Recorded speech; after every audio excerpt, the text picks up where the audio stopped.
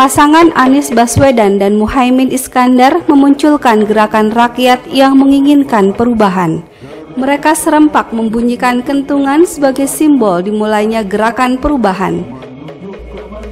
Menurut Ilham Pisang, selaku SC dari Gerakan Rakyat untuk Perubahan yang berada di wilayah Dapil 1 Sumatera Selatan, mengatakan bahwa gerakan rakyat merupakan simbol bangkitnya kekuatan yang berasal dari rakyat yang menginginkan perubahan. Gerakan ini disimbolkan dengan kentungan. Ini kan kita kasih judul Gerakan Rakyat. Nah, Gerakan Rakyat ini simbol bangkitnya kekuatan yang berasal dari rakyat yang menginginkan perubahan. Gerakan kita ini disimbolkan dengan kentongan, yang itu adalah alat pemersatu di beberapa daerah. Saya pikir sudah menyeluruh Indonesia, karena kentongan itu juga simbol untuk agar kita berkumpul bersama-sama melakukan kerja bersama agar tujuan-tujuan bersama itu bisa tercapai. Nah, kita ambil simbolnya itu adalah kentongan yang familiar di masyarakat. Kalau kita istilahkan, ambil perumpamaan, dulu zaman kita berjuang itu dulu adalah dengan bambu runcing, karena memang ada musuh yang harus kita matikan. Kalau sekarang kentongan itu adalah simbol dari siap siaga kita agar berkumpul mencapai tujuan itu. Gerakan kentungan perubahan ini dapat membangun persatuan untuk menghimpun seluruh simpul relawan pendukung Amin. Untuk memperkuat peran relawan dan tidak terjadi perpecahan, maka dibentuk relawan Anies Muhaimin Bersatu. Dalam rangka menyatukan seluruh simpul-simpul relawan yang di pusatnya saja relawan Anies Baswedan ini hampir 700 simpul. Nah, di daerah bisa saja separuh dari itu. Nah, di antara simpul itu ada simpul-simpul besar yang membawahi puluhan simpul relawan. Jadi kita dalam waktu yang sedikit ini kita harus menyatukan gerak langkah relawan di akar rumput agar bisa mencapai hasil yang maksimal. Harney Ferry selaku Ketua Gerakan Rakyat untuk Perubahan Dapil 1 Provinsi Sumatera Selatan mengatakan, workshop konsolidasi Gerakan Rakyat untuk Perubahan ini targetnya adalah untuk memenangkan Anies Muhaimin sebagai Capres dan Cawapres, dengan harapan adanya kerjasama semua simpul relawan sehingga jaringan relawan ini harus mencapai TPS-TPS. Targetnya jelas untuk memenangkan Pak Anies dengan kerjasama semua simpul relawan, sehingga kita nanti jaringan kita harus mencapai ke TPS-TPS. Jadi alhamdulillah sekarang ini sebagian kita sudah sampai kecamatan, tinggal desa dan untuk membentuk relawan di tingkat TPS. Workshop konsolidasi Gerakan Rakyat untuk Perubahan di Provinsi Sumatera Selatan dilaksanakan di 2 tempat, yaitu untuk lokasi di Palembang, pesertanya dari Palembang, Kabupaten Ogan Ilir, Muba, Banyu Asin, Oki, Prabu Mulih, Oku Timur, Oku Selatan, dan Oku Induk. Sedangkan untuk lokasi di Lubuk Linggau, pesertanya terdiri dari Kabupaten Lubuk Linggau, Musirawas, Muratara, Empat Lawang, Pagar Alam, Lahat, Pali, dan Kabupaten Muara Enim. Acara tersebut dihadiri oleh Ilham Pisang selaku SC dari Gerakan Rakyat untuk Perubahan, Hadif Z sepupu dari Pak Anies Baswedan, DPD Relawan Anies se-Sumatera Selatan, dan simpul relawan lainnya yang ada di Palembang. Workshop ini untuk mensosialisasikan visi misi yang akan direalisasikan oleh Capres-Cawapres Anies Muhaimin kepada relawan. Langsung sampai sore nanti ya Bapak Ibu.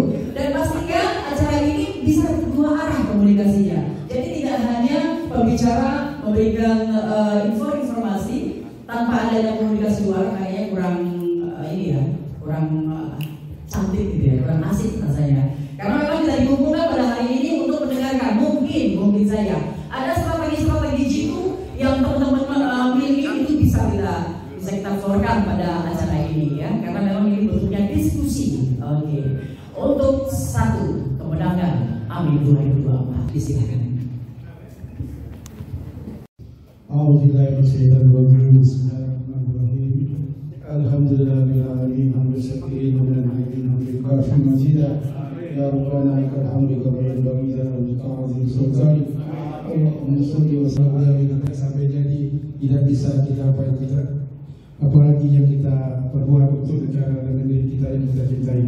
Mudah-mudahan di tahun 2024 Pak Amin ini, Pak Anies dengan Pak Muhaimin Iskandar ini dapat memenangkan kontestan pemilu ini, ya Allah. Rabbana taqabbal minna innaka antas samiul alim wa tub alaina ya maulana innaka tawwabur rahim bi rahmatika ya arhamar rahimin. Rabbana atina fid dunya hasanah wa fil akhirati wa qina azabannar. Subhana rabbika rabbil izzati amma yasifun wa salamun mursalin walhamdulillahi rabbil alamin. Mohon maaf kalau doanya dari agak kurang konsentrasi. Biasa yang dirahmati Allah, sebelum kita buka acara ini, alhamdulillah kita dengarkan dulu sedikit sambutan dari Ketua Panitia Pelaksana kepada yang kami banggakan, Bang Insinyur Haji Hardafari. Disilahkan. Bismillahirrahmanirrahim. Assalamualaikum warahmatullahi wabarakatuh. Bapak Ibu sekalian, kami informasikan bahwa ini adalah tugas sangat mendadak. Jadi dilaksanakan oleh pasukan tempur Kopassus yang sangat cepat. Informasi ini kami terima hari Kamis yang lalu. Kemudian targetnya harus dilaksanakan tanggal 12. Tanggal 12 hari Ahad kemarin. Namun ternyata tanggal 12 itu kami ada kegiatan lain, yaitu mengadakan aksi bela Palestina di halaman DPRD Provinsi Sumatera Selatan, yang pengurus intinya, panitia intinya ada di sini. Ketua ini Pak Herman, mau jadi Pak Herman. Ini ketuanya. Dan yang ada Uni Karti di situ yang juga berperan sangat baik, dan ada Uni Tina yang viral kalau dilihat di foto video di yang lagi ramai di YouTube. Itu Uni Tina membuat pernyataan banyak di situ. Dan ini kita ini karena dikejar waktu, maka yang hari Ahad kita pindahkan ke hari Selasa ini. Dan setelah itu Bapak Ibu, maka besok kami berangkat ke Lubuk Linggau untuk mengadakan kegiatan yang sama untuk 8 kabupaten kota di wilayah yang di luar dari yang 9 tadi.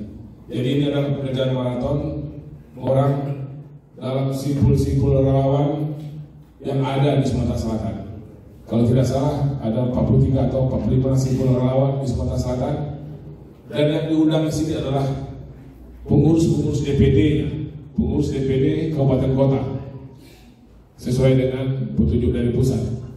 Acara ini adalah untuk pengurus DPD relawan Anies Baswedan yang sudah terbentuk di Sumatera Selatan. Jadi sekali lagi kami mohon maaf jika tidak bisa menjangkau keseluruhan.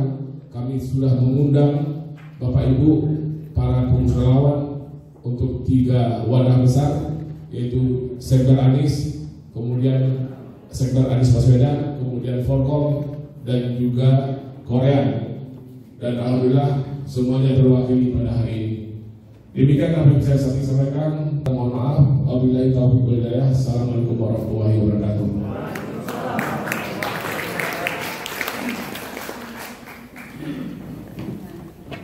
Biar tidak ribet jadi anak muda tidak juga di sini. Seorang relawan itu tidak mesti harus dipersiapkan ataupun menyiapkan diri, tetapi apapun ditugaskan saat itu relawan harus siap siaga. Ya, jadi bukan suami saja ya siap siaga 24 jam ya. Relawan juga nih. Iya, bila perlu 25 jam. Ini kita juga akan dengarkan sedikit sambutan dari Bang Ilham Pisan. Sekaligus kita mintakan kepada beliau untuk membuka secara resmi acara workshop konsolidasi gerakan rakyat untuk perubahan. Kepada Bang Ilham kami silakan.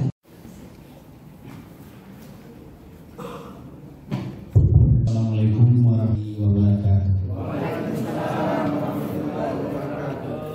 Baik Bapak Ibu sekalian, puji syukur kita panjatkan kehadirat Allah Tuhan semesta alam yang telah memberikan kita begitu banyak nikmat, terutama nikmat silaturahmi yang pada pagi ini insya Allah sama-sama kita dapatkan, dan tidak semua orang mendapatkan itu. Dan kita adalah orang-orang yang diberi Allah untuk menikmati silaturahmi. Mudah-mudahan silaturahmi kita pada pagi ini adalah silaturahmi yang surgawi, artinya kita akan mendapat pahala di sisi. Jadi di tengah kesempitan hidup kita, saya yakin semua yang ada di sini punya problem, punya masalah yang tidak habis-habisnya. Saya dari Jakarta begitu memikirkan meluangkan waktu bagaimana bisa ke Palembang. Bisa saja ada pekerjaan saya yang mungkin harus saya selesaikan. Jadi kalau Bapak Ibu sekalian atau saya salah menjadi pemimpin, akan dimintai pertanggungjawaban. Jadi kita yang hadir ini, alhamdulillah kita sudah satu fatsum, satu irama dalam mencari pemimpin yang insya Allah bisa membawa Indonesia ke depannya menjadi lebih baik. Artinya itulah perubahan. Perubahan itu bukan meniadakan pekerjaan pemimpin yang sebelumnya, tidak, tapi adalah menyempurnakan. Dan tidak ada perubahan itu disebut sebuah perubahan kalau tidak ada ikhtiar, kalau tidak menjadi lebih baik. Jadi Bapak Ibu sekalian, yakinlah waktu, keringat, tenaga yang Bapak Ibu luangkan ke sini, insya Allah nanti akan bisa Bapak Ibu rasakan menjadi sebuah kebanggaan, menjadi sebuah cerita kepada anak cucu kita. Nah, bapakmu ini biarpun tidak sekolah, biarpun hidupnya pas-pasan, tapi dia berada di dalam grup pejuang. Untuk itu tepuk tangan para pejuang yang hadir di tempat yang berbahagia. Usulan-usulan bagaimana caranya kita untuk bisa menang di 2024. Itu tujuan workshop ini. Insya Allah dalam mencapai kemenangan Bapak ini 100%. Amin. Amin. Jadi Bapak Ibu sekalian, itu saja, tidak berpanjang waktu saya nanti karena kita sesi kita akan lama. Saya sudahi, wabillahi taufiq wal hidayah. Wassalamualaikum warahmatullahi wabarakatuh. Pastikan Anda stay tune terus di sini karena berbagai strategi akan kita bahas, kita lemparkan kepada Anda. Dan juga ada strategi bagaimana menguasai pembasisan penguasaan surat suara di TPS. Bismillahirrahmanirrahim. Semoga Allah ridho dan semoga Allah memberikan kemenangan itu kepada kita. Gerakan rakyat. Gerakan rakyat. Amin, amin, amin. Menang, menang, menang. Takbir.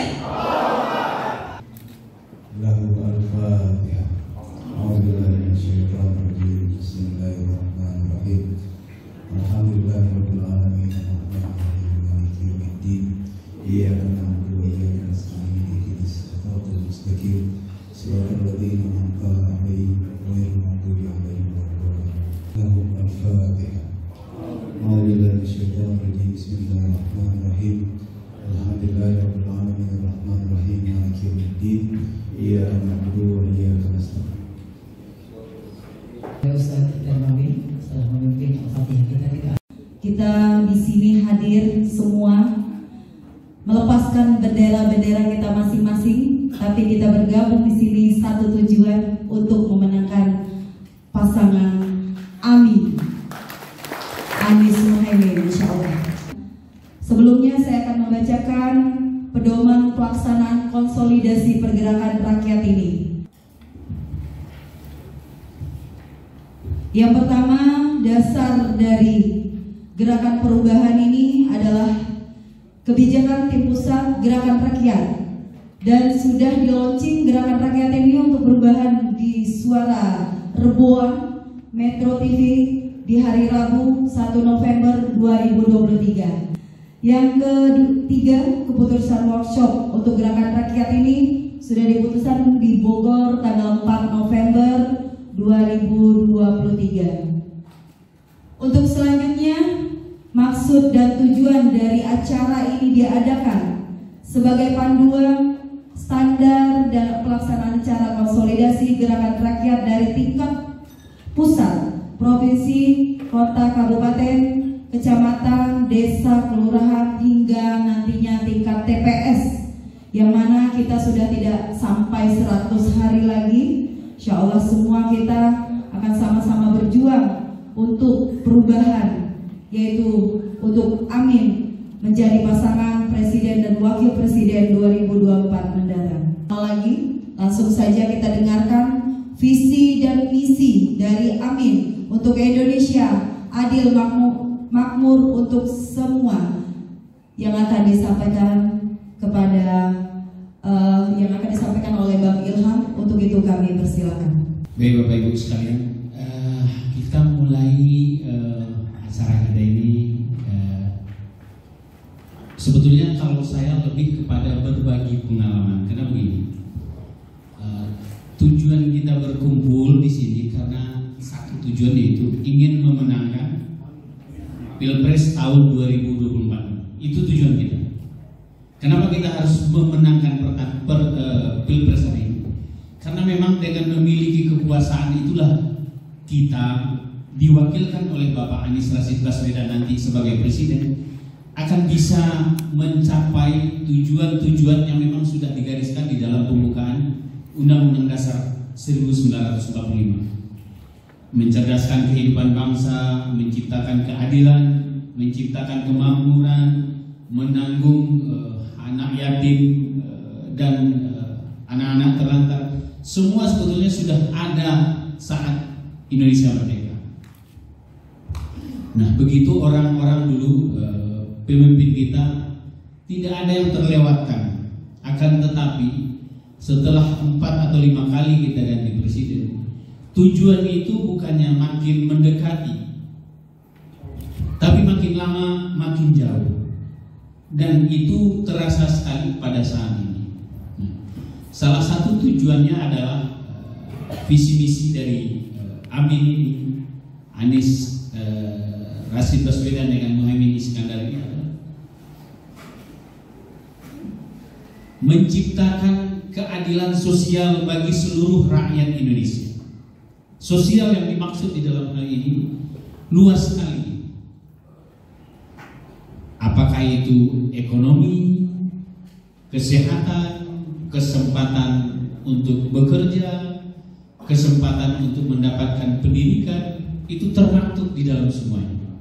Nah, bagaimana mencapai tujuan yang begitu besar dengan jumlah orang yang harus dikelola itu sampai ratusan juta? Itu pastilah membutuhkan orang-orang spesial, Bapak Ibu sekalian. Nggak bisa orang-orang sembarangan untuk mencapai tujuan yang begitu besar tersebut. Haruslah orang-orang yang mempunyai kelebihan. Kelebihan di dalam ilmu, kelebihan di dalam akhlak, kelebihan di dalam pendidikan, dan seluruh kelebihan-kelebihan itu dia memang harus yang paling lebih. Karena begitu besarnya, begitu jauhnya, begitu luasnya cangkupan pekerjaan yang harus dilakukan oleh seorang pemimpin di Indonesia ini.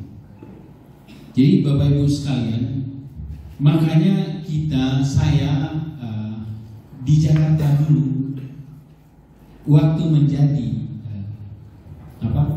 tim pemenangan, bukan tim pemenang, saya masih relawan. Karena saya dengan Pak Anies itu dulu tidak ada interaksi. Saya adalah orang seperti Bapak sekarang dengan Pak Anies. Saya melihat bagaimana kehidupan di Jakarta, kehidupan sosial, kehidupan keakraban kita bermasyarakat, tidak adanya lagi kenyamanan lintas suku, lintas agama. Karena saat itu di Jakarta, Bapak Ibu sekalian juga melihat bagaimana adanya pemimpin yang tidak bisa mengontrol omongannya. Setiap omongannya selalu saja ada pihak yang tersinggung, dan selalu yang betul-betul menjadi banyak yang mendapat merasakan ketidakenakan itu kita yang mayoritas, kita yang umat Islam. Nah, berangkat dari sanalah saya terlibat menjadi relawan Anies Rashid Baswedan.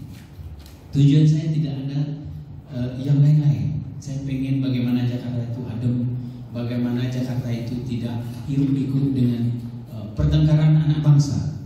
Satu mencaci, satu menghujat, satu mengatakan begini, satu. Pokoknya tidak ada ketenangan. Bagaimana kita di Jakarta bisa nyaman mencari uang, bisa nyaman bertetangga kalau kita tiap hari disuguhi oleh racun-racun yang memang asalnya juga dari pemimpin. Apalagi nanti di Indonesia, di antara 3 pilihan ini, Bapak Ibu sekalian, bisa melakukan track record terhadap masing-masing yang mencalonkan. Bapak tutup aja mata, pikir mata sekarang, bayangkan kalau dengan calon ini apa yang akan terjadi, dengan Bapak ini apa yang akan terjadi.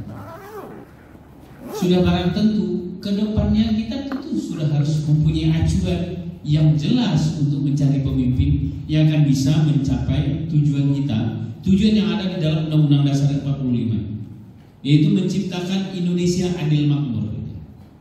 Nah, bagaimana turunannya sudah barang tentu kita butuh orang-orang yang ahli. Tapi untuk menggapai ke orang-orang ahli ini kita butuh orang yang spesial. Nah, insya Allah kita sudah lihat bagaimana Pak Anies di Jakarta. Bapak Ibu sekalian, satu aja saya sampaikan ke Bapak Ibu sekalian yang tidak ada dalam pikiran saya. Seorang Anies Rashid Baswedan sebagai gubernur bisa menghapuskan PBB, pajak bumi bangunan. Sementara gubernur itu, bupati itu, dia dapat jatah, ada namanya upah pungut. Setiap hasil PBB itu misalnya sekian ratus miliar, dia kebagian persentase itu ada. Bupati, gubernur ada. Bapak bayangkan orang yang akan menikmati hasil dari PBB tadi. Tapi karena dia mendahulukan kepentingan rakyat, kepentingan masyarakat, dia hapuskan PBB. Jadi Bapak Ibu sekalian, saya waktu 2019, 18, 19, 2020 saya itu nunggak PBB. PBB saya itu 1,6 juta sebulan. Waktu tahun 2022 saya coba bayar, kebetulan saya harus bayar. Kalau nggak harus bayar, saya didatangi, ada proses lagi. PBB saya itu 0. Bapak bayangkan itu, ada orang yang harusnya dia menikmati itu, tapi dia mendahulukan kepentingan yang lebih besar. Ini tidak semua pemimpin di Bapak Ibu yang punya begitu. Pasti akan dihapuskan. Karena dia tercoba di Jakarta. Pasti. Jadi itu salah satu kehebatan, keberpihakannya Bapak Anies kepada masyarakat. Kemudian kita masuk ke arah kebijakan Amin 2024-2029. Kalau Pak Anies dan Muhaimin jadi presiden, dia ada 8 yang sudah dia pastikan. Yang pertama itu memastikan biaya hidup murah. Memastikan biaya hidup murah adalah salah satu target utama. Karena yang kita rasakan saat ini adalah biaya kita itu tidak berbanding naiknya dengan penghasilan. Betul Bapak Ibu sekalian? Iya kan? Bagi teman-teman kalangan kelas menengah pekerja, itu dengan gaji yang naiknya tiap tahun 3 atau 4%, menunggu setahun itu pun kalau naik, itu selalu ditinggalkan oleh kenaikan harga-harga kebutuhan tiap hari. Betul Bapak Ibu sekalian? Nah, inilah yang menjadi konsen Pak Anies nanti. Bagaimana kalau toh gaji tidak naik, penghasilan tidak naik, pengeluaran sangat naik. Nah, di Jakarta salah satu yang betul-betul menyentuh program Pak Anies ini kepada golongan kelas menengah pekerja adalah dia merapi transportasi umum. Karena kita beraktivitas itu kalau kelas menengah itu bekerja dari rumah sampai ke tempat kerjanya, sampai dia pulang lagi, itu menurut hitung-hitungan ekonomi itu sekitar 20% pengeluaran untuk ongkos transportasi. Dari rumah dia keluar naik Gojek atau naik angkot, menyambung dengan bis kota, menyambung dengan taksi, itu hampir 20%. Untuk orang yang punya gaji tetap, itu sangat besar Bapak Ibu sekalian. Nah, Anies di Jakarta memikirkan bagaimana ini bisa diturunkan. Dia ciptakanlah single trip, satu harga. Bapak kalau keluar rumah naik Jaklingko itu angkot pakai AC, bayarnya pakai kartu. Kemudian Bapak nanti berhenti di halte Transjakarta, Bapak tidak bayar lagi. Kemanapun Bapak pindah halte dari halte itu cuma satu harga. Jadi dengan menyatukan transportasi itu bisa mengurangi sekian persen pengeluaran rutin dari teman-teman kelas menengah tadi. Jadi kalau menaikkan penghasilan itu terlalu berat karena bukan wilayah Pak Anies misalnya, masuk ke perusahaan-perusahaan, masuk kepada pemerintahan yang harus keluar DPRD segala macamnya untuk bangsa. Nah, dia masuk kepada pengeluaran karena pengeluaran itu dia punya wewenang. Jadi akhirnya transportasi di Jakarta itu yang dulunya, Bapak Ibu sekalian, kalau kita naik dulu sebelum, saya pikir 2016 itu, pokoknya orang yang masuk transportasi itu pasti jadi alim. Tahu jadi alim? Kalau nggak astagfirullah, kalau nggak alhamdulillah, astagfirullah aja di dalamnya. Karena memang balapan semua. Kok pajak itu dia tidak dianggap, itu kita bukan, jangankan anggap orang ayam aja dia nggak anggap, kita itu kayak dianggapnya kotak Indomie masuk ke dalam. Dan satu pun perbuatan beliau itu, jangankan perbuatan, ucapan beliau yang keluar, yang mengatakan, yang seakan-akan dia tidak terima. Setelah dia jadi gubernur, betul-betul dia jadi Pak bangsa bagi DKI. Mudah-mudahan besok jadi Bapak bangsa di Indonesia. Amin.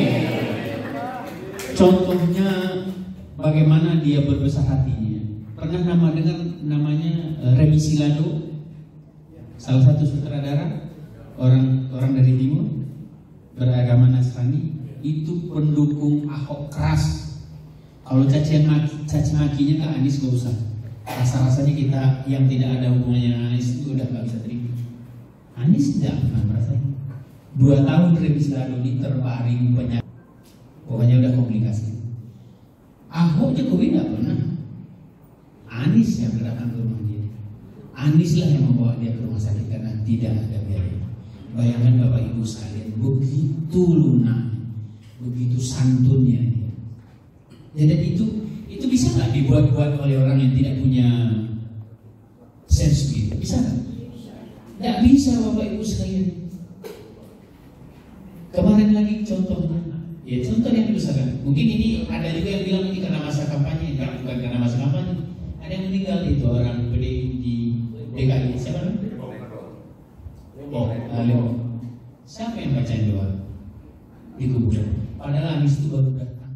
Saya cuma pengen kita satu gambaran bahwa yang kita dukung ini betul-betul manusia sempurna mungkin milik Allah ya. Tapi saya sampai saat ini ada melihat sejarah. Coba bayangkan kemarin ada nggak itu waktu yang koalisi kita keluar terus Anies dicaci maki berkena, dengar nggak? Banyak. Ada yang kemarin itu Demokrat keluar bagaimana SBY. Saya semalam itu dari seluruh Sumatera telepon datang saya, apalagi dari orang-orang Demokrat. Terganggu juga pikiran saya. Oh, kalau memang ini Pak Anies hampir sama dengan politisi lain. Kemudian Bapak Ibu sekalian menciptakan 15 juta lapangan kerja. Menciptakan 15 juta lapangan kerja. Kira-kira ngarang nggak Pak Anies? Enggak, ini sudah dihitung gitu. Membangun pabrik-pabrik baru, membangkitkan UMKM, memajukan pariwisata dan ekonomi kreatif. Sebetulnya syarat bagi kita untuk menjadi negara maju ini sudah ada sejak dulu Pak. Syaratnya tidak, Bapak, ini sekarang kita bermain logika aja lah, tidak usah banyak-banyak. Di luar negeri itu orang cari makan berapa lama dalam setahun? Bisa 12 bulan? Tidak bisa. Ada musim dinginnya, ada musim panasnya. Efektif mereka cari makan itu 6 bulan dalam setahun. Jadi Anies dalam melakukan program kerjanya itu betul-betul menyentuh ruang-ruang yang selama ini kosong. Betul-betul menyentuh keadilan yang selama ini yang diharapkan.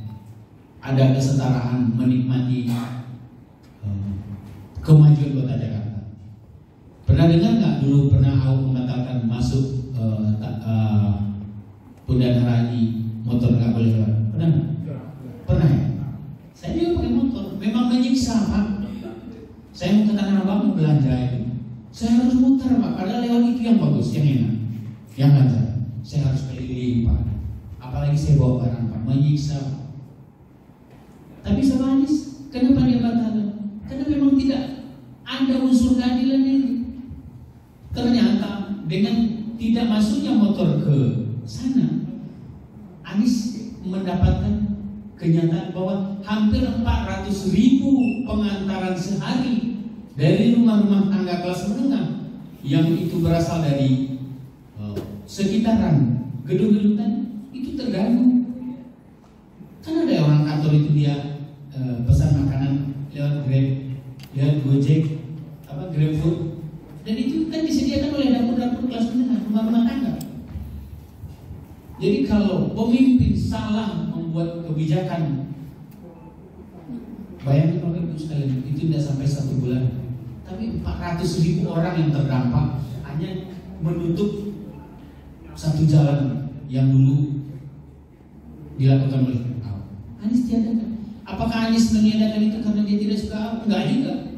Tapi dia kemukakan, inilah kajian saya. Kalau jalan ini ditutup, 400.000 transaksi yang terganggu. Nah, alhamdulillah begitu Pak Anies. Kemudian kita masuk kepada strategi 57. Strategi 57 ini kita masuk ke ruangan yang kita akan lakukan nanti setelah balik dari pembahasannya. 57 ini adalah sebuah angka yang sudah dipikirkan oleh tim Dewan Pakar segala macamnya. Ini adalah angka yang kita kejar untuk bisa menang satu putaran. Amin. 57%. Amin. Nah, untuk mencapai 57% itu makanya kita di sini di ruangan ini ingin mendiskusikan bagaimana mengejar angka 57% ini di tempat Bapak Ibu sekalian. Nah, karena yang tahu Bapak Ibu sekalian, kita untuk yang begini bahkan ada usul, kita langsung aja ke apa? Tanya jawab. Strategi 57 itu nanti saya ingin dapat masukan dari Bapak sekalian yang akan saya bawa. Apakah dengan memperbanyak baliho usulan orang Palembang untuk mencapai 57%? Apakah dengan memberikan bantuan-bantuan segala macamnya? Kita sepakati nanti, kita jadikan poin-poin diskusi. Bapak Ibu sekalian, saya sudahi, kita masuk ada sesi tanya jawab. Bapak Ibu sekalian, saya berharap pertanyaannya itu ke saya yang ringan-ringan. Kalau berat silakan semua bahannya sesuai dengan amal dan kebaikan masing-masingnya. Bapak Ibu sekalian, saya sudahi. Assalamualaikum warahmatullahi wabarakatuh. Waalaikumsalam warahmatullahi wabarakatuh. Beri tepuk tangan kembali kepada Bang Hamid Husam yang sudah menyampaikan materi kita tentang Indonesia adil makmur untuk semua. Jadi ini adalah visi dan misi dari pasangan Amin yang telah disampaikan dan akan kita bawa, dan nantinya Bapak Ibu akan sampaikan, teruskan sampai ke relawan-relawan lainnya dari pengurus-pengurus simpul-simpul masing-masing. Baik, kami persilakan untuk Bapak Ibu yang ingin bertanya, silakan. Tolong dibantu panitia untuk memberikan. Silakan. Assalamualaikum warahmatullahi wabarakatuh. Waalaikumsalam warahmatullahi wabarakatuh. Saya Fikri dari Kabupaten Musim Yasin, Aliansi Indonesia Sejahtera Musim Yasin. Selama Pak Ilham tadi menyampaikan, Pak Ilham ya, menyampaikan materi kita tadi, saya memperhatikan ada satu poin yang jejak digital Pak Amin ini, Pak Anies ini yang luput dari perhatian pihak lawan kayaknya mengenai ekspor beras tadi. Jadi saya coba browsing di internet, ternyata itu ada Pak yang diekspor 19 ton. kebetulan saya ini dimasukkan oleh entah siapa ke dalam grupnya Prabowo dan si bocil ini, Pak. Ya, saya nyebutnya bocil ini, Pak. Jadi mereka ini tidak percaya, sama seperti apa yang disampaikan tadi. Jakarta itu penuh dengan gedung-gedung. Nah, ini satu fenomena. Ini satu keunggulan yang harus kita jual ke masyarakat. Dengan gedung-gedung yang tinggi menjulang dan tidak ada lagi lahan pertanian, tetapi ini bisa membuat orang yang merasa penasaran, Pak, yang tidak mungkin menjadi mungkin. Ini satu momen yang layak kita jual ini di tengah masyarakat. Kami juga mendapatkan laporan, Pak, di lapangan.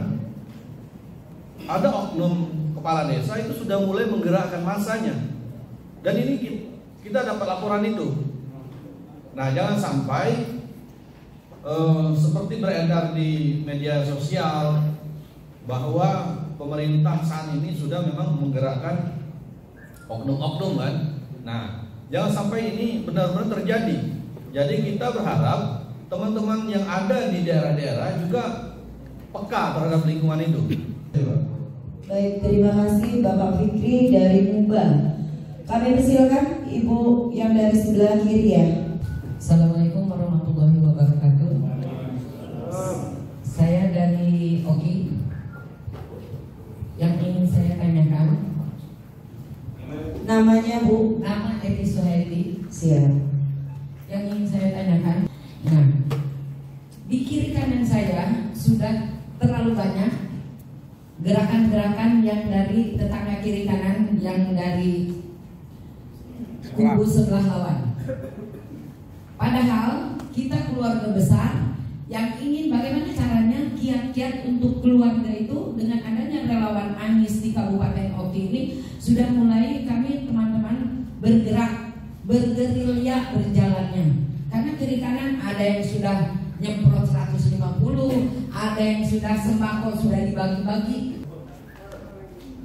Kemudian kami berusaha dengan kawan-kawan relawan ini dengan mengadakan secara tidak langsung arisan keluarga, tetapi intinya kami tetap bagaimana caranya memenangkan Pak Anies. Pak Anies. Baliho, pasang baliho. Yang kedua, bagaimana caranya kita supaya kiat-kiat kita itu mematikan lawan yang kiri kanan tadi. Assalamualaikum warahmatullahi wabarakatuh. Waalaikumsalam warahmatullahi wabarakatuh. Pertanyaannya tuh siapa? Siapa saja yang menjawab? Terserah. Iya. Bang Ilham atau Bang Harnel sama. Siap. Adil dulu ya, Bang. Nanti ada sesi selanjutnya. Jadi itu salah satu masukan dari kami dalam rangka mencapai kemenangan besar. Itu apa yang menjadi potensi unggulan di daerah-daerah itu harus di up maksud kita. Jangan sifatnya sangat general. Itu satu. Yang kedua, kawan-kawan, pada hari ini kita terus berjuang termasuk melalui medsos.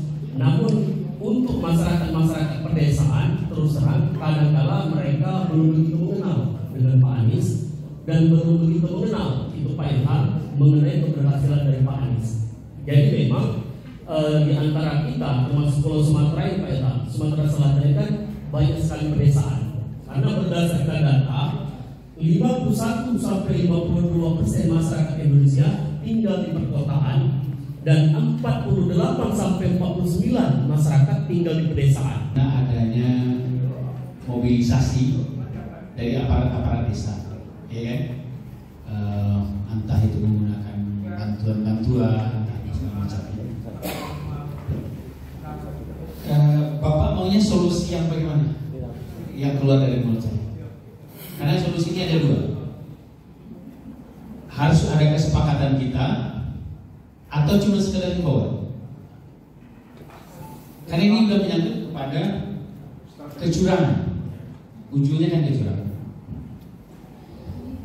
Di dalam pengalaman kita dalam pemilu kecurangan-kecurangan ini, saya lebih cenderung selesaikan di lokasi. misalnya dia aparat desa melakukan membagikan kartu raskin atau segala macam itu tidak adil, Bapak harus pegang tangannya langsung. Kalau memang Bapak punya bukti, nggak bisa kita biarkan. Jadi kesimpulannya, jangan biarkan kecurangan kalau Bapak menemukannya. Sepakat nggak ini? Sepakat nggak kita ini? Karena kalau kecurangan itu kita lapor ke pihak-pihak lain, kemudian ada proses, itu angin lalu nggak ada itu menguap, ya. Ya, jadi kita harus kuat-kuatan di kasus itu. Di tempat Bapak, di daerah Bapak misalnya ada ketemu aparat pemerintahan, kepolisian, mengantarkan bantuan langsung tunai, terus segala macamnya yang Bapak lihat itu tidak ada menyalahi, ya enggak Pak?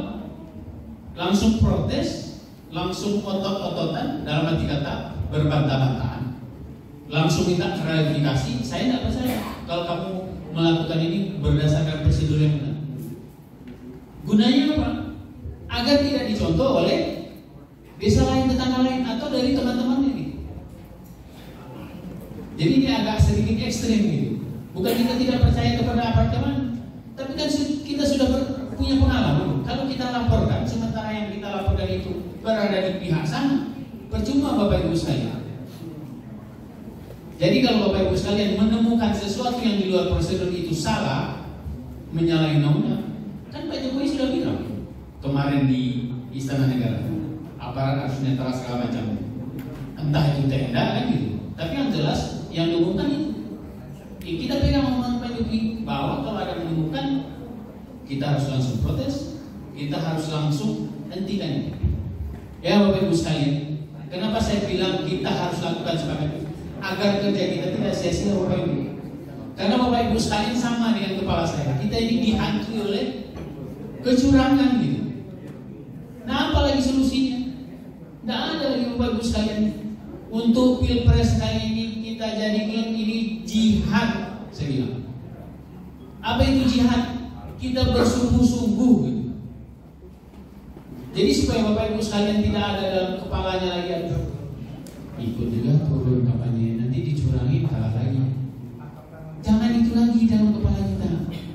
Jadi habis ini tidak ada lagi dalam kepala kita kecurangan. Yang ada adalah ikhtiar kita untuk bersungguh-sungguh. Kemudian apalagi untuk menghindari was-was kita. Kita jadikan hari pilpres itu adalah hak wisata demokrasi. Bapak Ibu sekalian, kita tidak akan tinggalkan TPS pendukungan ini sampai penghitungan pilpres. Sepakat? Karena yang dihitung pertama kali itu adalah suara presiden. Karena ini nanti akan menyangkut kepada program nasional. Bahwa nanti hasil pilpres tadi harus dipoto, dikumpulkan ke kecamatan, dikumpulkan ke kabupaten, dikumpulkan ke provinsi, dikumpulkan ke DKI. Sorenya dalam tempo 2 jam di pusat sudah terkumpul suara paling banyak itu berapa persen. Kita tidak mau kejadian di TV dulu suara bolak-balik. Nah supaya untuk mengatasi itu kita harus punya apa? Kita harus punya data juga. Datanya apa? Ya itulah Bapak Ibu sekalian harus hadir di TPS sampai penghitungan. Apakah kecurangan itu masih ada? Masih. Tapi itu adalah ikhtiar kita. Kalau Jakarta sudah pegang data nanti, memang betul kita menang, ada angka. Kita di MK itu bisa berbantah-bantah. Kenapa Prabowo dulu kemarin tidak bisa berbantah-bantah? Tidak ada datanya. Mungkin Bang Hamdan habis kampanye itu jam 3 sore baru cari C1. Apa yang mau dicari C1 lagi? Betul nggak dulu? Heboh mau cari C1. Apa yang mau dicari C1? C1 udah bertukar-tukar. Nah, untuk itu kita sepakat pilpres sekarang ini kita tidak akan tinggalkan TPS. Bagi bapak-bapak yang bertugas nantinya, yang nanti akan didata lagi, bertugas mengirimkan fotonya kemana di tingkat kecamatan siapa orang yang bertugas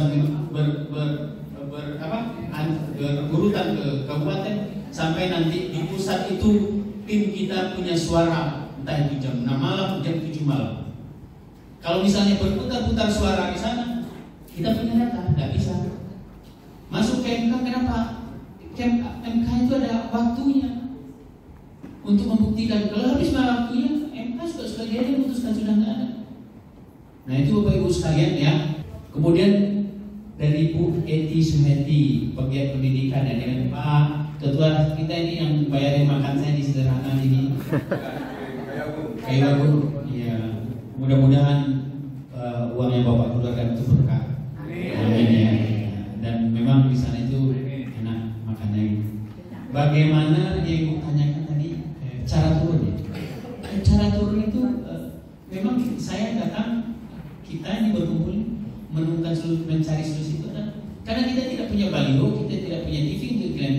Kita inilah yang jadi iklan Pak Anies gitu. Nah saya ini belum jadi program ya, tapi buat diri saya bikin program sendiri. Saya sekali seminggu bikin di dalam kertas itu 25 orang nama dalam seminggu yang saya harus datangi. Dan orang itu tidak boleh ada di grup Anies. Ya, kalau grup Anies itu catat teman ibu tanya, kalau di siapa Anies? Tidak ada gunanya gitu. Agar kita tidak hebat di medsos, saya pribadi sudah lakukan. Saya catat minggu ini, dari hari Minggu itu saya iseng dulu apa teman saya lintas agama, lintas suku yang tidak ada di grup saya. Yang saya kenal dia di pasar, yang saya kenal dia di tempat kerja, saya kenal di bengkel. Saya kan pasti punya nomor telepon, pemilik bengkel, pemilik apa segala macam. Saya catat nama si Ano, 25 orang. Seminggu itu saya lakukan apa? Komunikasi, bukan cuma telepon. Saya ajak untuk bertemu, padahal ini tidak masuk, agak di luar, agak ekstrim karena tidak ada kepentingan saya ketemu dia. Tapi karena saya tahu nomor teleponnya, saya ajak bertemu, saya ajak ngopi. Caranya sebetulnya tidak susah. Kita akan tanya begini, bagaimana kondisi sekarang harga BBM? Kalau ibu-ibu bagaimana sekarang harga beras sembako? Mahal. Nah kira-kira kedepannya kita mau teruskan mahal ini atau mencari solusi? Apa jawabannya kira-kira? Wah ya kita harus cari solusi. Tidak mungkin mahal. Itu ibu ya, interaksi. Oh sekarang kehidupan kita bermasyarakat tidak akrab. Kenapa tidak akrab? Karena bahasa ini betul-betul merusak ruang keakraban kita. Yang kita dulu dengan teman-teman Nasrani tidak ada nyaman-nyaman aja. Dia keluarkan sesuatu yang tidak ada dalam pikiran kita. Tapi kadang-kadang merusak pikiran kita. Bisa juga merusak pikiran teman-teman kita Nasrani. Apa yang mau diteruskan? Tinggal itu aja.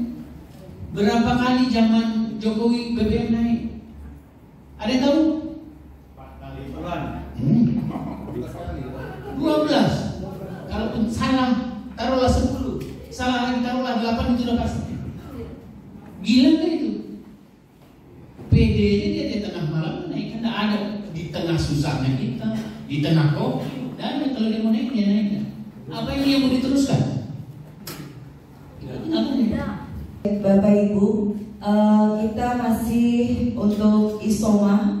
Zuhur kita jam 11.52, 11.48. Oke, masih ada waktu 10 menit lagi. Silakan. Baik, terima kasih Ibu Sekretaris. Terlebih dahulu barangkali kami perlu perkenalan dulu Pak.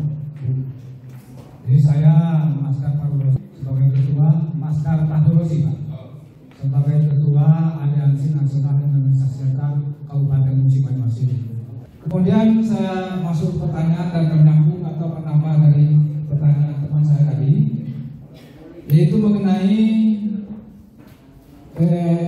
Pak Desa yang diartikan Keluang itu Pak. Itu sebenarnya itu dikatakan Pak Ganjar ke artikan Keluang, Kecamatan Keluang, Kabupaten Musi Banyuasin. Itu disponsori oleh Pak Desa artikan Keluang yang sudah viral di medsos itu Pak. Namun sebenarnya kedatangan beliau itu tidak sesuai dengan hasil, orangnya tidak ramai. Namun ada uang kepala desa yang mensponsori beliau, itu yang diprotes itu. Kemudian yang ketiga ini harapan atau usul kepada Pak Ilham barangkali sebagai DPP, itu mengenai polling apal-apal ini Pak. Karena saya punya pengalaman atau hasil survei yang sering di TV-TV itu Pak. Ini sebagai pengalaman saya pernah relawan untuk saya ajak ke DPP. Nah beliau itu waktu itu bersikeras tentang polling itu. Di polling itu Pak Anies sering di nomor kunci. Nah beliau ragu dengan itu. Mungkin saya jelaskan, alhamdulillah beliau mengerti. Kiranya itu untuk disuplai alat peraga kami ini. Karena kami ke depan ingin sekali turun ke bawah itu untuk menggunakan alat peraga. Dari Palembang silakan. Iya, siap. Bismillahirrahmanirrahim. Perkenalkan nama saya Ki Agus Ferry dari Palembang. Yang saya ingin tanyakan ini Pak, masukan juga nih Pak ya. Untuk baliho Pak, karena 14 Februari itu Pak kita akan ada hajatan besar Pak. Nah, menurut undangan biasanya kalau kita mau mengadakan hajatan itu kita butuh baliho untuk mengenalkan pengantinnya. Jadi itu jangan kita nafikan, sementara juga dengan totalitas kita bekerja juga untuk mengenalkan Pak Anies dan Pak Amin ke masyarakat juga kita butuh Pak, butuh surat undangan itu siapa pengantinnya gitu kan. Nanti kita mengenalkan harus ada gambar, baliho dan sebagainya. Nanti seperti yang pertama Pak. Dia ambil sampel 1.200 sampel dengan penyebaran seluruh Indonesia. Kalau dia misalnya diambil 100 titik, berarti 1 titik 12 suara. Tapi yang 12 ini siapa yang diambilnya? Orang dia semua. Makanya ketemulah angka yang begitu. Jadi memang tidak bisa dia disalahkan. Cuman kredibilitasnya di mata orang nggak benar. Masa ya Anies sama Muhaimin keluar surveinya di Medan itu cuman 5%. Kan dituntut sama orang Medan itu untuk buka-bukaan. Kan gila itu Pak. Padahal pertama Anies tumpah luar itu di Medan Pak. Dia enak aja bilang 5% deh. Naiknya juga darah orang Nasdem juga dituntut sekarang itu. Jadi Bapak menerangkan kepada orang itu yang percaya survei. Kamu Pak, ini kalau Bapak sama besar sama dia, kau pakai otak kau, kan? Kau lihat di TV, ya kan? Anies setiap di acaranya berapa jual? Tidak muat kan di lapangan itu. Nah sekarang ada acara Ganjar, panggungnya besar, pekarannya luas, orangnya berapa? Belasan. Jadi orang sudah mulai tahu Bapak Ibu sekalian bahwa itu survei yang karena dia sudah bilang ngapain saya survei, saya tidak punya duit. Dan lagian pun dengan posisi nomor 3 terus ini mudah-mudahan relawan tambah semangat untuk berikhtiar. Karena kalau kita di dalam kenyamanan merasa menang itu sering lengah dan pernah ya. Kemudian Bapak soal APK, insya Allah APK ini kalau tim pemenangan terbentuk sudah pasti ada. Tapi kalau Bapak berharap akan jor-jor seperti biasa, Bapak enggak. Pihak sekolah itu istilahnya ada satu anggaran yang hampir 12 triliun dipegang oleh salah satu capres itu, yang nanti kalau seandainya dia tidak terpilih itu udah masuk langsung diusut itu Pak, karena itu telanjang sekali pembodohannya itu. Pernah dengar food estate? Pernah dengar food estate? Dengar? Entah di mana-mana dia mau tanam, tahu baru saya bilang Saudi ya? Baru kita rapat yang di kemarin ini. Alhamdulillah itu udah dibuka Pak. Siap. Ya kita aminkan, kita dukung. Bismillah itulah yang terbaik. Cukup Bapak Ibu sekalian, saya serahkan kepada Mario untuk menjawab yang lain. Baik teman-teman, mendekati penghujung acara di menjelang siang ini, saya ingin menambahkan apa yang disampaikan oleh Bang Ilham. Saya menjadi saksi bahwa Bang Ilham memang pemurah hati. Jadi hampir semua pengurus relawan aliansi atau di bawah simpul kami, beliau yang menjadi koordinatornya, kita dikasih baju kaos, dikasih jaket, dan baju banyak macam-macamnya. Dan mudah-mudahan hari ini Pak Ilham bawa kaos ya. Ada kaos, ada kalender. Ada kaos, ada kalender dari Bang Ilham. Silakan.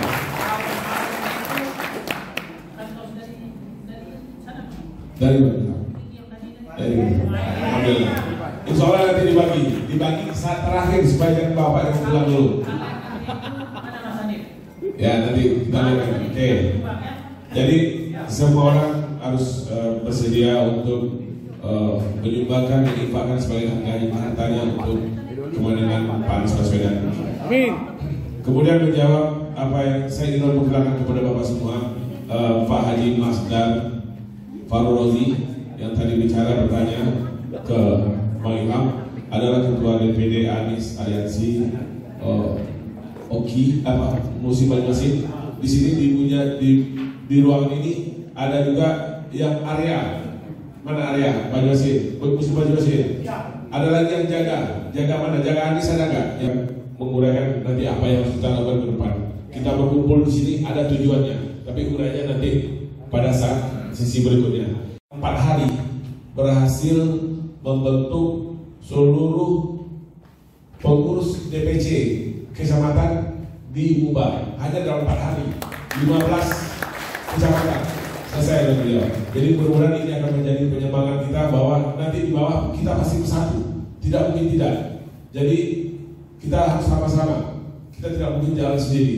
Nanti kita gabungkan seluruh kekuatan yang ada untuk memenangkan Pak Anies di masing-masing kabupaten kota.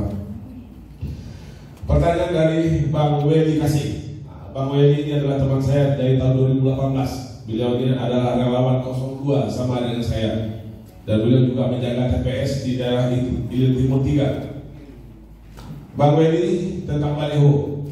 Kita mengakui bahwa kondisi kita sedang tidak baik-baik saja. Jadi kita tidak mungkin jor-joran untuk memasang baliho sebagaimana lawan. 5 baliho besar Pak Anies di titik-titik komersil di dalam kota Palembang. Itu jika dihitung dengan uang untuk 1 bulan 30 juta per titik, ada 5 titik 150 juta. Selama 3 bulan kalikanlah 450 juta. Tapi kita punya donatur orang baik yang mau membantu kita. Nanti insya Allah lihatlah nanti berapa seminggu depan mudah-mudahan terpasang di titik itu. Kami menggalang dana. Jadi kami menggalang dana dari para relawan, dari grup-grup relawan. Mudah-mudahan ini akan terkabul. Sekarang kita sedang koordinasi dengan Bawaslu bagaimana supaya baliho ini tidak menjadi bahan untuk melanggar aturan KPU maupun aturan Bawaslu. Insyaallah. Kemudian masalah quick count televisi, kita sudah tahu bahwa lembaga survei ini adalah juga sebagai konsultan pemenangan. Mereka akan membela siapa yang bayar. Anda berani bayar berapa, nanti hasil surveinya bisa diolah. Itu adalah untuk mematahkan mental kita. Kalau selalu disampaikan ke masyarakat bahwa Pak Anies nomor 3, Pak Anies nomor 3 berkisar 19-29%, itu akan masuk ke dalam benak manusia masyarakat Indonesia ini bahwa Pak Anies kalah. Nah itu yang harus kita lawan. Bagaimana kita melawannya? Kita harus membawa, harus menjelaskan kepada masyarakat. Jadi apa yang kita lakukan sebagai relawan sebenarnya adalah menjadi corong Pak Anies sebagai guru kampanye Pak Anies, menjelaskan kepada masyarakat bahwa dukunglah Pak Anies. Nah, sekarang pertanyaan kita adalah, apakah di antara kita ini sudah menjadi relawan atau belum? Karena kebanyakan kita ini sibuk di grup WA, bertengkar di grup WA, posting ini, posting itu, tapi tidak pernah mengajak orang untuk mendukung Pak Anies. Tugas kita apa? Mengajak keluarga kita, tetangga kita, saudara kita, kemudian kawan-kawan sahabat kita untuk mendukung Pak Anies. Sudah berapa banyak? Kalau Bang Ilham tadi ngomong, sedang satu pekan beliau 25 orang mengajak orang lain untuk masuk mendukung Pak Anies, maka kita juga harus demikian. Minimal di kalangan terdekat kita. Jangan sampai ada anak kita atau istri kita yang mendukung sebelah. Itu tanggung jawab kita. Kadang-kadang kita merasa itu bukan tanggung jawab, itu tanggung jawab kita. Tuh. Kemudian masalah PKH atau BLT dan PKH itu dari zaman ke zaman presiden ke presiden itu selalu ada. Itu bukan program Jokowi, itu adalah program sejak zaman dulu. Malah di zaman SBY itu lebih bagus lagi. Nah, jadi sadarkan masyarakat bahwa Anda tidak memilih yang di sebelahmu. Jika memang memenuhi kriteria untuk menerima PKH atau menerima BLT, pasti akan menerima. Karena itu bukan program seorang presiden, tapi adalah program bangsa, program negara. Nah, ini harus dijelaskan kepada masyarakat. Ya mungkin apa yang kita dapatkan nanti setelah Pak Anies menjadi presiden itu lebih baik daripada apa yang didapatkan oleh masyarakat sekarang ini. Kemudian masalah caleg harus menampilkan foto Pak Anies, ini sudah kesepakatan di tingkat nasional, dan kami juga sudah mengimbau berulang kali kepada para pimpinan partai di Sumsel. Kita sudah berkoordinasi dengan Nasdem sudah jauh, sudah lama, kemudian dengan PKS apalagi, kemudian baru-baru ini dengan PKB. Kita meminta dengan sangat kepada beliau-beliau untuk menyampaikan kepada calegnya agar menampilkan foto pasangan Amin. Kenapa demikian? Karena foto atau baliho itu adalah bagian dari cara orang untuk mengenal calonnya. Nah, sedangkan kita relawan ini kemampuan kita terbatas dalam mengadakan APK itu, dalam mengadakan APK untuk disebarkan di tengah-tengah masyarakat. Kemampuan kita terbatas. Nah, kita berharap nanti kepada caleg-caleg ini setelah tanggal 27 November itu mereka kembali akan memasang baliho-baliho, kembali akan memasang bendera-bendera di di sepanjang jalan, di ruko-ruko atau dimanapun. Kita akan ngomong dengan pimpinan partai lagi supaya mereka dengan ikhlas, dengan sukarela membantu untuk memenangkan Pak Anies. Harapan kita adalah kita relawan ini akan mendukung caleg yang memasang foto Amin dan kawan-kawan. Demikian. Waalaikumsalam warahmatullahi wabarakatuh. Baik, terima kasih kami ucapkan kepada narasumber kita. Yang pertama, Bang Ilham Pisang yang telah menyampaikan visi dan misi, dan materi kita yang pertama ini kita cukupkan. Nanti akan dilanjutkan juga ada materi kedua, ada membangun strategi kemenangan, dan juga kita akan ada diskusi kelompok yang harus kita tentukan nantinya per kabupaten kota. Jadi yang Palembang kumpul di Palembang, yang Banyuasin kumpul sesama Banyuasin. Nanti setelah Isoma akan kita atur itu, nanti akan dipimpin oleh Ibu Pipit dari DPP Pusat.